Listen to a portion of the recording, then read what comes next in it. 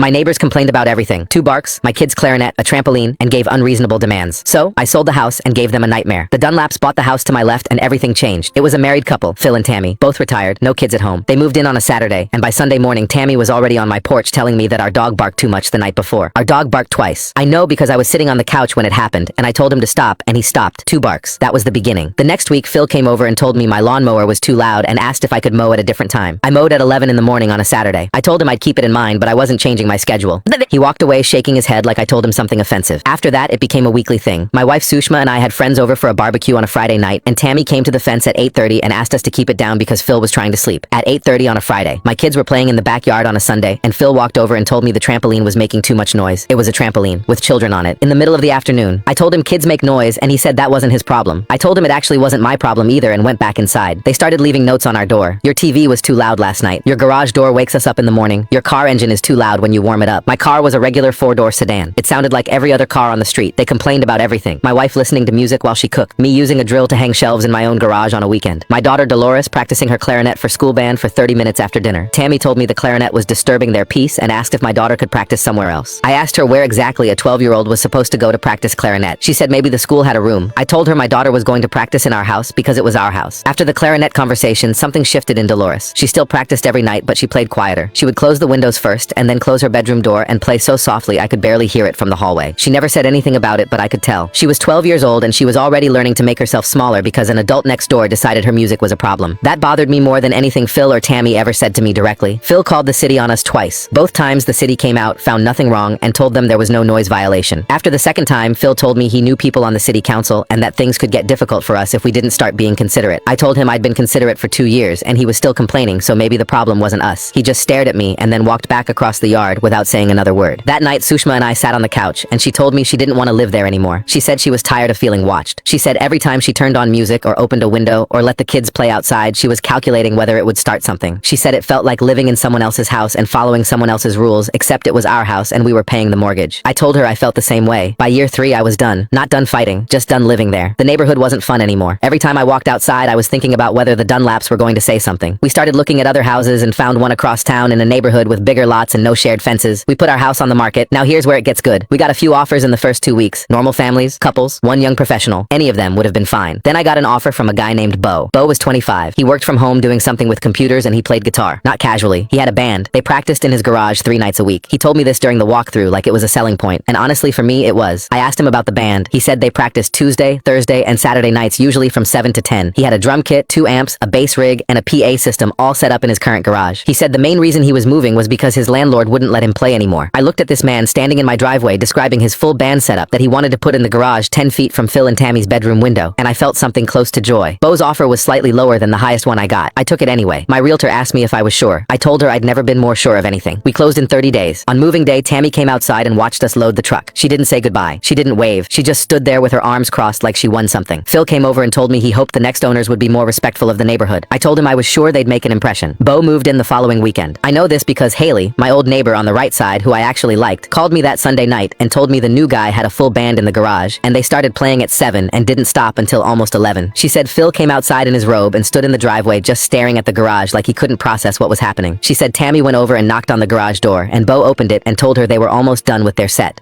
like it was a concert. Tammy told him he couldn't play that loud in a residential neighborhood. Bo told her he checked the city noise ordinance before he bought the house and he was within the legal limit until 10 on weeknights and 11 on weekends. He told her to have a good night and close the garage door. They started the next song before she made it back to her porch. Haley kept me updated over the following weeks and every report was better than the last. Bo wasn't just playing music. He was living his life exactly the way I used to live mine, except louder and with zero guilt. Phil called the city and got the same answer I got for 2 years. No violation. Haley told me that Bo had also started going out of his way to be friendly with the rest of the street. He was bringing over snacks and introducing himself to everyone personally. He helped one of the older couples carry in groceries one afternoon. He would wave at people when he was getting his mail. He was just a nice guy who happened to play loud music 3 nights a week, and because of that, Phil's complaints were getting nowhere. Then Phil started going around the street knocking on doors trying to get people to sign a group complaint. He was carrying a piece of paper and asking neighbors to put their names on it so he could take it to the city. Most people didn't care. Bo played within legal hours, and most neighbors either weren't home during practice times or just didn't mind that much. 2 older couples at the end of the block signed it, but that was all he got. Haley said one neighbor down the block actually told Phil to his face that maybe he should invest in some earplugs. Phil didn't even respond. He just turned around and went back inside. Haley told me Phil was also telling people I sold to Bo on purpose to punish them. Nobody believed him because it sounds crazy. Who sells their house to someone specifically to annoy their neighbor? But the fact that he was saying it out loud meant he was getting closer to the truth. Phil's city council connections finally showed up, and they didn't help the way he thought they would. He got a meeting at the city's code enforcement office. He went down there with his petition and his complaints and demanded they investigate Bo for repeated noise violations. He told them the whole street was suffering and that he had signatures to prove it. The city sent someone on a Thursday evening right around 7:30 when the band was in full swing. The officer parked on the street, pulled out equipment to measure the sound levels, and stood on the sidewalk in front of Phil's house while the music played. Phil was out there with him the whole time, standing on his lawn with his arms crossed, looking smug. The officer took his readings and then walked up to Phil and told him straight to his face there was no violation. Haley said she heard the whole thing because she was on her porch pretending to water her plants. She said Phil turned the color of a tomato in about 2 seconds. The officer walked back to his car and left. The band was still playing. Phil went inside and Haley said she heard his front door slam from across the street. I told Sushma the whole story when I got off the phone with Haley. When I told her about Phil turning red on the sidewalk, she put her hand over her mouth and just laughed. It was one of those real laughs, the kind that comes from somewhere deep when something feels truly fair. Dolores was sitting at the dining table doing homework, and she looked up and asked what we were laughing about. I told her the short version. I said the man from our old neighborhood who used to complain about everything tried to get the city to shut down the new neighbor's music, and the city said no. Dolores thought about that for a second and then asked, is that the man who said my clarinet was too loud? I looked at her and said yes, that was the same guy. She nodded slowly and then said good. One word, no drama. She went right back to her homework. But that one word hit me harder than anything. My daughter remembered being told her clarinet was a problem. She remembered being made to feel like practicing for school band was something she should be ashamed of. And now the guy who did that to her was getting a taste of what it felt like when someone else's noise was out of your control. Over the next couple of weeks, things escalated. Haley called one Saturday morning and her voice was different. Quiet. Not excited like usual, not gossipy, just quiet. She said somebody slashed 2 of Bo's tires in the driveway after the band finished Friday night. Both tires on the driver's side were flat and cut. Bo found them Saturday morning. He thought it was Phil but couldn't prove it. No witnesses. Just the fact that Phil was the only person on that street who had a problem with him. This wasn't a noise complaint anymore. This wasn't a petition. This was someone walking up to another person's car in the middle of the night and putting a knife through their tires. I hung up and stood there for a minute. This wasn't funny anymore. I had been sitting across town laughing at Haley's updates like it was some kind of show. Phil yelling at the garage door. Phil turning red on the sidewalk. Phil getting told to buy earplugs. It was all satisfying and harmless and felt like exactly what he deserved. But slashing tires was something different. That was destructive. Bo was a 25-year-old who just bought his first house and was excited about having a place where he could play music. He wasn't trying to hurt anyone. And now someone was taking it out on his car because he dared to make noise in his own garage. I told Sushma what happened and she looked at me and said, this is getting out of hand and you need to do something. She was right. I put Bo in that house. I chose him on purpose, knowing exactly who lived next door. I knew Phil was aggressive. I knew Tammy was relentless. And I handed Bo to them because I thought it would be justice. But if Phil was willing to slash tires, what else was he willing to do? A few days later, Haley called again and said the police had shown up at Phil's house. Bo had filed a report about the tires. An officer went inside and was in there for about 20 minutes. Phil came back outside looking shaken. Not angry, not red in the face like before. Shaken, like someone who just realized things had gotten very real. Tammy was standing in the doorway yelling at him, and Haley could hear the tone from across the yard. It was the kind of yelling that happens between two people blaming each other for something. They weren't fighting Bo anymore. They were fighting each other. That felt like a turning point. Phil and Tammy had spent 3 years as a team. Phil would complain and Tammy would back him up. Tammy would leave notes and Phil would threaten consequences. They moved as a unit. But now the police had shown up because of something Phil did alone in the middle of the night, and Tammy was not happy about it. Then Haley called with something that changed everything. She said Tammy had knocked on her door and started asking pointed questions. Whether Haley had been talking to me, whether I had been in contact with Bo, whether I knew Bo before the sale. Haley played dumb. She told Tammy she hadn't talked to me in a while and didn't know anything about the sale or the new neighbor. Then Tammy said something Haley quoted word for word. She said, I know he did this to us on purpose. He picked that boy to punish us. Her voice was steady when she said it. Not angry, not hysterical, just certain. Then right before Tammy turned to leave, she said one more thing. I found his new address. Haley said Tammy said it quietly, almost to herself, like she was thinking out loud. Then she walked off the porch and went back to her house. Tammy had my address. She knew where my family lived, and she believed correctly that I had done this on purpose. I told Sushma everything, and she said if that woman shows up at our house, I'm calling the police before she gets to the front door. 2 days went by and nothing happened. Then Friday afternoon, Sushma left to pick up the kids from school. The house was quiet. The doorbell rang. Tammy was standing on my porch. She looked different from moving day, smaller. Her shoulders were down. Her face was puffy around the eyes like she hadn't been sleeping. She looked like someone who had been carrying something heavy for too long. Her voice cracked when she spoke. She said you did this to us. She didn't scream. She didn't raise her voice. Her chin was shaking and her eyes were wet. She said we moved to that neighborhood to have peace, and we spent our retirement savings on that house, and you put that boy next to us on purpose because you wanted us to suffer. For about half a second, I felt something. She was standing there looking broken and small, and I'm not made of stone. But then I remembered Dolores sitting at the dining table practicing her clarinet after dinner because she had a school band concert coming up. I remembered Tammy knocking on our door and telling me the clarinet was bothering them and asking if my daughter could practice somewhere else. I remembered the look on Dolores's face when I told her it was fine and she could keep playing. The way she said okay, but played a little quieter after that, like she was ashamed of making music in her own house. I remembered Phil threatening me with city council connections, the notes on the door, the complaints about my car engine, the call about the trampoline. 3 years of my kids learning that being themselves was something they had to be careful about. That half second of feeling passed and it didn't come back. I said, Tammy, you should go home. She said you ruined our lives. I said you ruined 3 years of mine first. I stepped back into the house and closed the door. I heard her shoes on the porch steps. I heard a car door open and close. I heard the engine start, then she drove away. The next Saturday, I drove to the old neighborhood. I parked in front of Haley's house and she came outside and told me Phil was home. She said things had been quieter the past week and Phil hadn't come outside much. She looked at his house and then back at me and said he looks tired, like he aged 5 years and 3 months. I thanked her and walked across the street and knocked on Phil's door. He opened it and just stood there. Haley was right. He looked tired, not the kind of tired from a bad night of sleep, the kind that settles into your whole face when you've been stressed for months and it's finally catching up to you. His eyes were heavy. His skin looked gray. He was wearing a polo shirt that seemed like it was hanging looser than it should have been. Then his expression changed. His eyes narrowed and his chin came up and he said, "You've got a lot of nerve coming here." I said I wanted to talk to him. Not through Tammy, not through the city, just him and me. He stepped out onto the porch and pulled the door mostly closed behind him. He crossed his arms and said, "You sold that house to that kid on purpose and don't stand there and tell me you didn't." He said it like he was daring me to lie. I looked right at his face and I didn't blink and I didn't hesitate. I said, "You're right. I did." Something moved across Phil's face. He already knew the answer before he asked, but hearing me say it out loud, hearing me stand on his porch and admit it without flinching, that hit him in a way he wasn't ready for. His jaw tightened so hard I could see the muscles in his cheek move. He said, "So you admit it and you wanted to make our lives miserable?" I said no. I wanted to sell my house and move my family somewhere we didn't have to walk on eggshells every day. And when a buyer came along who played in a band, I thought about the 3 years you and Tammy spent complaining about my dog barking twice, my daughter playing clarinet, my kids jumping on a trampoline, and I thought, yeah, he's the one. He stood there for a beat and then said, "That's petty." He said it quiet like he was trying to make it sting. I let the words sit in the air between us. Then I said maybe. "But you called the city on a 12-year-old girl practicing for school band. You left notes on my door about my car engine. You told me you had connections who could make things difficult for my family. You did that for 3 years. So when I had a chance to pick who moved in next door, I picked someone who wouldn't take it. I kept my voice even the whole time. I didn't raise it. I didn't speed up. I said every word the same way I would say it if I was telling someone what I had for dinner, because I wasn't angry anymore. That was the thing Phil didn't understand. I had been angry for 3 years while I lived next to him. I had been angry every time Tammy knocked on my door, every time a note appeared, every time Phil stood in my driveway shaking his head at me like I was doing something wrong by living in my own house. But I wasn't angry now. I was done. I had made my move, and now I was just standing here telling him the truth because he deserved to hear it from me, instead of guessing about it for the rest of his life. Phil went quiet. His arms slowly came down from his chest and dropped to his sides. His hands were just hanging there loose and empty like all the fight had leaked out of them. I watched his face and I could see it happening in real time. The realization. Not the realization that I sold to Bo on purpose. He already knew that. The bigger one underneath it. That he brought this on himself. That every complaint and every note and every phone call to the city and every thread about his connections had led directly to this moment. That he had spent 3 years pushing a family out of their home, and the last thing that family did on their way out was make sure the next person who walked through that door would be his worst nightmare. He said we just wanted a quiet neighborhood. His voice was different now. The hardness was gone. He sounded like a man who was finally hearing his own words and realizing how hollow they were. I said so did I. But quiet to you meant silent. It meant nobody else got to live their life. You didn't want neighbors, Phil. You wanted an empty street. And now you've got a neighbor who isn't going anywhere and isn't going to feel bad about it, the same way you never felt bad about making my family feel unwelcome in our own home. I watched every word land. When I said the part about an empty street, his eyes dropped. When I said the part about my family feeling unwelcome, his lips pressed together so tight they almost disappeared. He opened his mouth like he was going to say something. I waited, but nothing came out. Just a man standing on his own porch with nothing left to say. I looked past him at the front window. Tammy was there. She was standing behind the glass watching the whole thing. She wasn't crying. She wasn't angry. She was just watching like she already knew what I was going to say, and she just wanted to see Phil hear it. I turned around and walked off the porch and across the yard. Haley was standing in her yard. She didn't say anything. She didn't ask how it went. She just gave me a small nod, and I nodded back. I got in my car and drove out of the neighborhood without looking in the mirror.